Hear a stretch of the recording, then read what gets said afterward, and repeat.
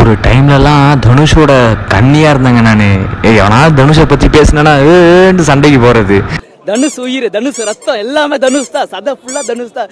தனுஷ மறுபிறவியாக இருப்பேன் நான்.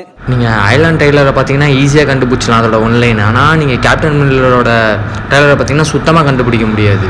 நீங்கள் படத்தை பார்த்தா மட்டும்தான் இதோட கதையே உங்களுக்கு புரியும். இதோட டைமில் நான் பார்த்தீங்கன்னாலே 1930 நடக்கிற மாதிரி காட்டியிருப்பாங்க. தனுஷோட ஊர் மக்கள்லாம் சேர்ந்து ஒரு கோயில் கட்டுவாங்க. அந்த கோயில் வந்து பிரிட்டிஷ் ஆக்குபை பண்ணிடுவானுங்க. திருப்பி அந்த கோயில் வாங்குறாங்களா இல்லையா, அந்த கோயில் உள்ளே போகிறாங்களா இல்லையா, இதுதான் இதோட ஒன்லைனு.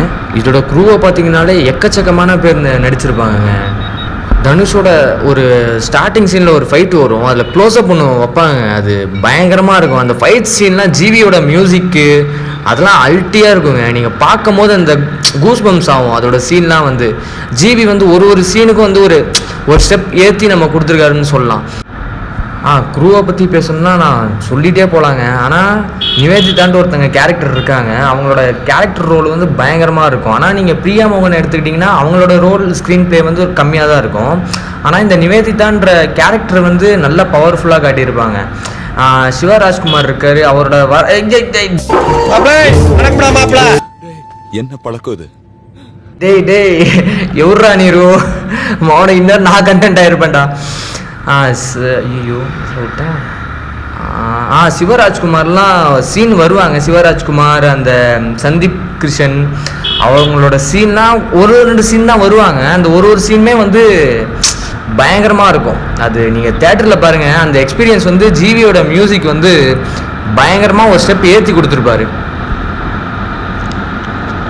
என்னதான் நம்ம ப்ரோஸ் சொன்னாலுமே கான்ஸும் இருக்குது இந்த படத்தில். ஆனால் ஸ்க்ரீன் ப்ளே வந்து ரொம்ப நேரம் போகிற மாதிரி எனக்கு ஃபீல் ஆச்சு. இந்த இடத்துலலாம் இவ்வளோ டைம்லாம் எடுத்துக்கே தேவையில்லையே, கம்மி பண்ணியிருக்கலாமே, ஏன் ட்ரிம் பண்ணியிருந்தால் கொஞ்சம் கரெக்டாக இருந்திருக்கும் இந்த சீன்லாம் அப்படின்ட்டு எனக்கு இருந்தது. எனக்கு பார்த்துட்டு இருக்கும்போதே கொஞ்சம் அருவ மாதிரி இருக்குது சில சீன்லாம், எனக்கு அப்படி தான் இருந்தது. நான் ஒன்றும் குறை சொல்ல, எனக்கு ஃபீல் ஆனதை நான் சொல்கிறேன். எனக்கு கேப்டன் மில்லர் பார்க்கும்போது அப்படி தான் தோணுச்சு. கொஞ்சம் இந்த சீன்லாம் தேவையில்லையோ அப்படின்னு தோணுச்சு. எல்லாருக்குமே ஒரு பர்ஸ்பெக்டிவ் இருக்கும். அது என்னோட பர்ஸ்பெக்டிவ் நான் சொல்கிறேன். உங்களுக்கு எப்படி இருந்தது? நீங்கள் பார்த்துட்டிங்களா இல்லையா? நீங்கள் எப்போ எந்த பொங்கலில் பார்த்தீங்கன்ட்டு கமெண்டில் சொல்லிட்டு போங்க. எல்லாருக்கும் பொங்கல் நல்வாழ்த்துக்கள். பொங்கலோ பொங்கல், பொங்கலோ பொங்கல்.